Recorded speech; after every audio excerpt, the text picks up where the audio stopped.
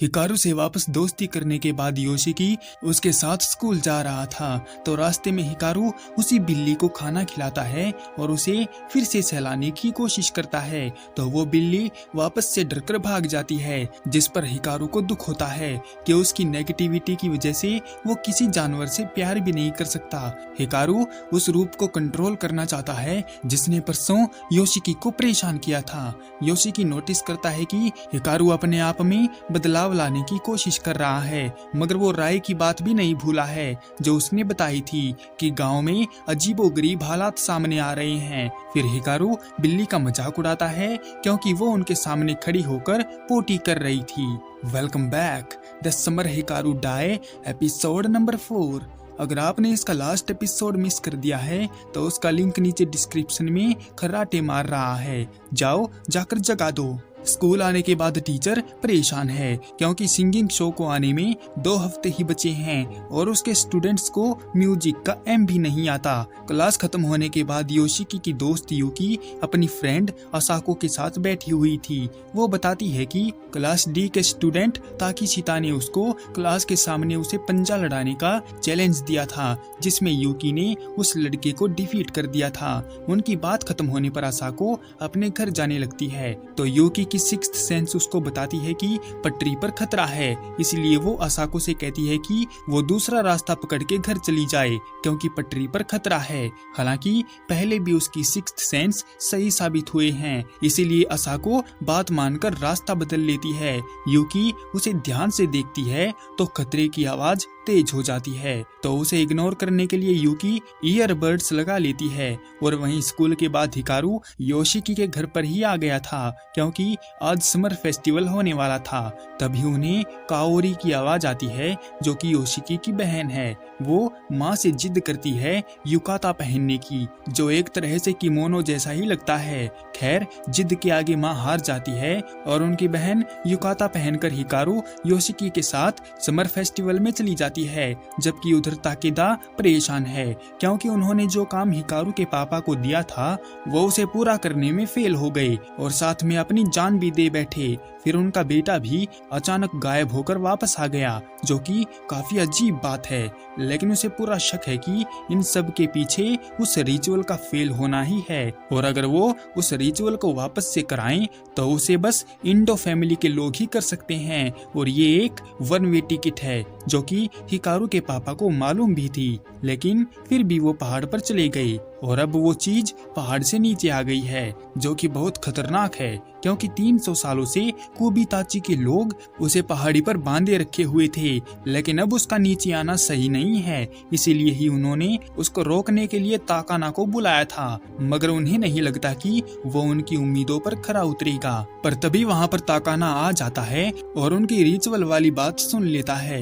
वो इसे एक पुरानी दकियानुसी हरकत मानता है जो गाँव के लोग आज तक निभा रहे हैं। फिर ताकाना उसी काले सिर जैसे पत्थर को निकालता है और बताता है कि पत्थर आत्माओं को दूर रखता है और इंडो फैमिली के लोग भी इसी का इस्तेमाल करके पहाड़ पर जाते थे, यानी पत्थर अगर साथ है तो कोई भूत उसका कुछ नहीं बिगाड़ सकता। और हो सकता है कि उस दिन हिकारू के पापा के पास वो पत्थर नहीं था, लेकिन ताकाना को ये बात रास नहीं आ रही है कि वो रिचुअल गांव के देवता के लिए किया जाता है और रिचुअल के बाद ही वो फेस्टिवल, जो कि काफी उलझा देने वाला है। ताकाना को पता चलता है कि कोबिताची गांव पास वाले किबोगयामा टाउन से आपस में जुड़े हुए हैं और कभी ये गांव एक ही हुआ करते थे। खैर ये बात भी छोड़ो, एक बात और है जो बहुत ही ज्यादा ध्यान खींच रही है और वो ये है कि कोबिताची गांव के आसपास जितने भी गांव हैं उन सब में चर्च भरे पड़े हैं, लेकिन कोबिताची गांव में एक भी चर्च नहीं है, बस निशियामा श्राइन को छोड़कर।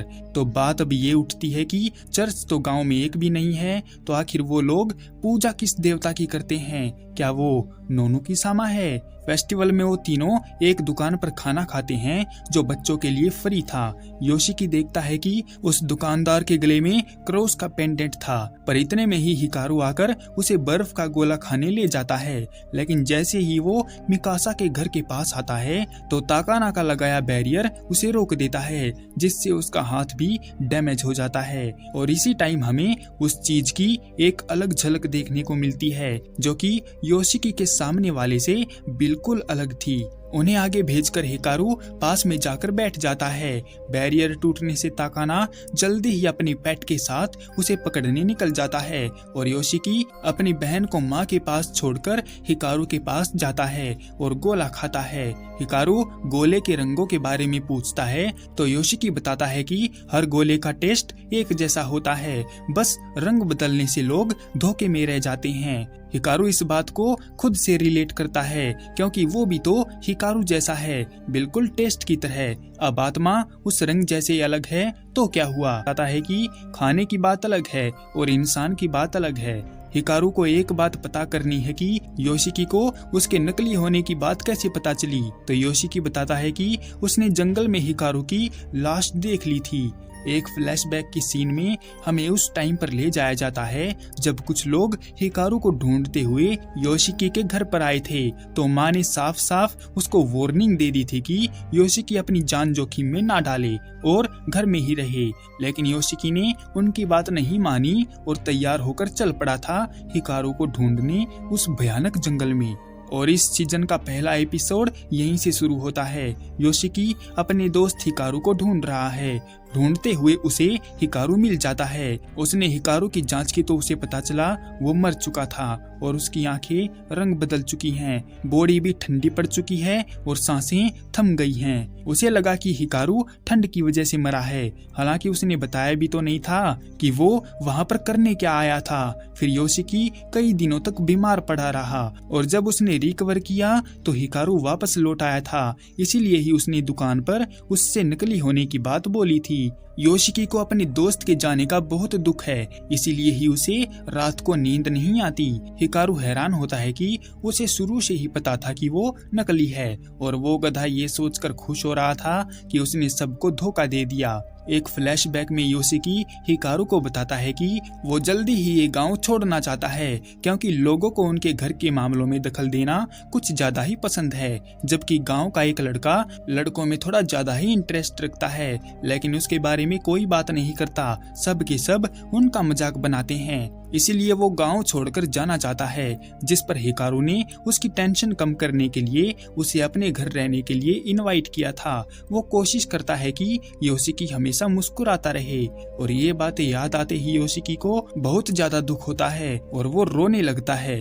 हिकारू को लगा कि योशिकी को थोड़ी देर अकेला छोड़ देना सही रहेगा ताकि वो अपनी फीलिंग्स को बाहर निकाल सके, पर तभी योशिकी उसे जाने से रोक देता है। तो हिकारू कहता है कि वो उसके दोस्त की जगह तो नहीं ले सकता, पर उसकी एक दोस्त जैसे मदद करने की पूरी कोशिश करेगा। और वहीं पर ताकाना उस चीज को अपने आसपास ही महसूस करता है। ताकेदा उसका बैरियर देखकर उसे पूरे गांव में लगा देने की बात कहता है, लेकिन ताकाना ऐसा नहीं कर सकता क्योंकि बैरियर लगाने के लिए उसको अपना एक ऑर्गन खोना पड़ता है और जो काम का तरीका उसकी कंपनी बताती है वो उसे पसंद नहीं है। इसीलिए ही ताकाना ये रास्ता अपनाता है और फिलहाल उसे वो चीज नहीं मिली है, पर उसे यकीन है कि वो भीड़ के आसपास ही मौजूद होगा क्योंकि इन जैसी चीजों को इंसान बहुत पसंद आते हैं और वो जरूर अपना रूप बदलकर यहीं कहीं बैठा होगा।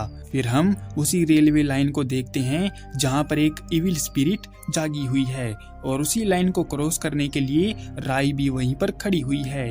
क्या वो आत्मा राई को पकड़ लेगी? और क्या है कुबिताची गांव का रहस्य जो वहां पर एक भी चर्च नहीं है? देखेंगे नेक्स्ट एपिसोड में। तब तक के लिए सायोनारा।